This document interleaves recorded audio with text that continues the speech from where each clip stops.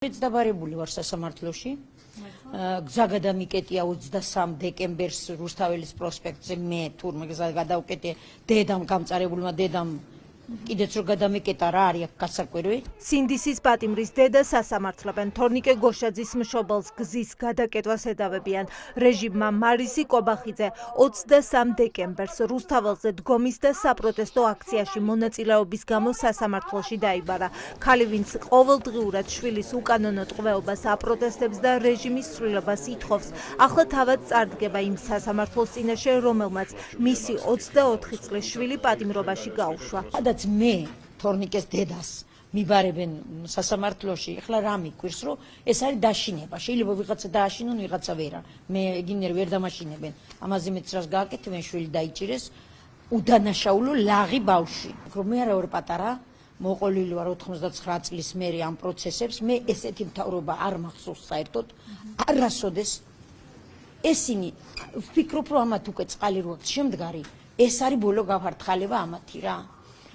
სავარაუდოდ ვფიქრობ, ყველაზე უფრო კრიზისია ქვეყანაში უკვე დაწყილი და ჩვენი დაკავებებით თუ რა ვიცი, ჯარიმებით ცდილობენ რომ რაღაცა ბიუჯეტში თანხა შეიტანონ რა. ქართული ოცნება შიშის დასათესად საჩვენებელ სასამართლო პროცესებს აწყობს. მომლოდინეთა რიგი დიდია. დაიტოვეს ერთ-ერთი დამფუძნებელი, რომლის სახლში ჩხრეკა ორჯერ ჩატარდა, ახლა სასამართლო პროცესს ელოდება. მასაც გზის გადაკეტვას ედავებიან. პოლიციელები გვირტყამენ, გვიჭერენ, რავით, ჩხრეკებს ატარებენ, სულ უმიზეზოდ, სულ ტყუილ უბრალოდ და ადამიანის ფუნდამენტალური თავისუფლების განხორციელებას უშლიან ხელს, ხო? კიდე ისმის კითხვა კიდე საღა უნდა დაამძიმონ, მაგრამ რეალურად ზუსტად ეს მიუთითებს მათ კრიზისზე, იმიტომ რომ სხვა გამოსავალს ვეღარ ნახულობენ და ფიქრობენ, რომ დრაკონული კანონებით შეძლებენ ამ პროტესტის გაჩერებას. სინამდვილეში ეს კიდე უფრო უკულ შედეგს გამოიღებს, იმიტომ რომ ის ადამიანები, ვინც პროტესტზე ეხლაც კი გამოვლენ, ისინი გაცილებით უფრო უშიშრები იქნებიან, ვიდრე გუშინ იყვნენ. პოლიციას დემონსტრანტების დასაკავებლად რეალური საფუძველი რომ არ სჭირდება, ამას ადასტურებს სტუდენტ ნუგზარ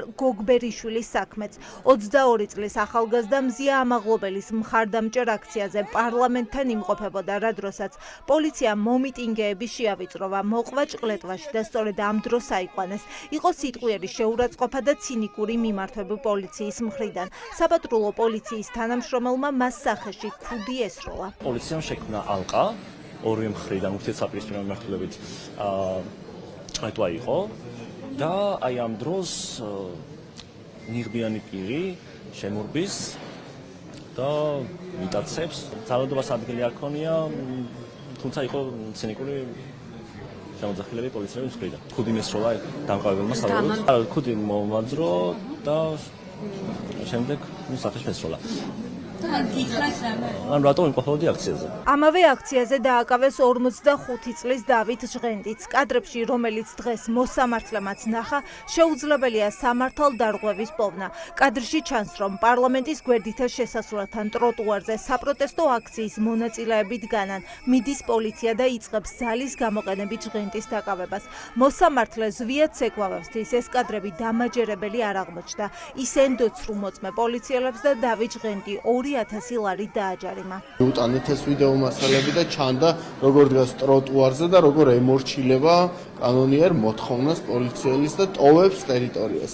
მიუხედავად ამისა, სასამართლომ გაიზიარა 2 მოწმის ჩვენება, რომლებიც საერთოდ არ იყვნენ იმ ტერიტორიაზე დაკავების მომენტში. მოსამართლე ნინო ენუქიძემ დავით კლდიაშვილი 5000 ლარი დააჯარიმა. IDFI-ის აღმასრულებელ დირექტორს გომელაურის უწყება 4 ეპიზოდზე გზის გადაკეტვას ედავებოდა. კლდიაშვილისთვის მასიური დაბარებები სასამართლოში რეჟიმის მხრიდან სისტემური დაშინების მცდელობის ტოლფასია.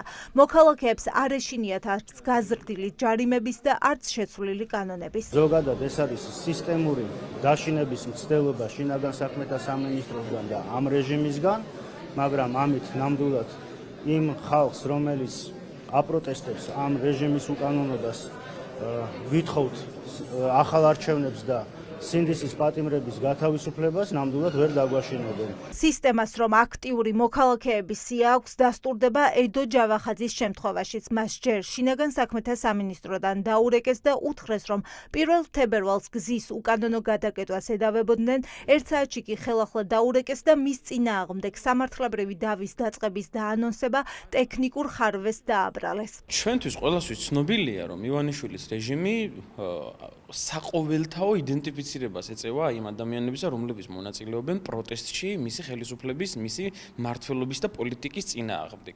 არის ამ ადამიანების სია და შემდეგ ამ ადამიანებთან მიმართებით ხდება გარკვეული ღონისძიებების გატარება. მე საერთოდ არ გამოვრიცხავ, რომ რა ვიცი, შეიძლება რაღაც სხვა ნაწილში ვიყავი გათვალისწინებული, დამიკავშირდნენ შემდგომში სხვა ნაწილით და მე დამირეკეს, რომ ამასთან კავშირში არ ხართ. სასამართლო პროცესების სერია უწყვეტად გრძელდება. 3 თვეა, რაც მოქალაქეები საპროტესტო აქციების პარალელურად სასამართლო პროცესებზე დადიან.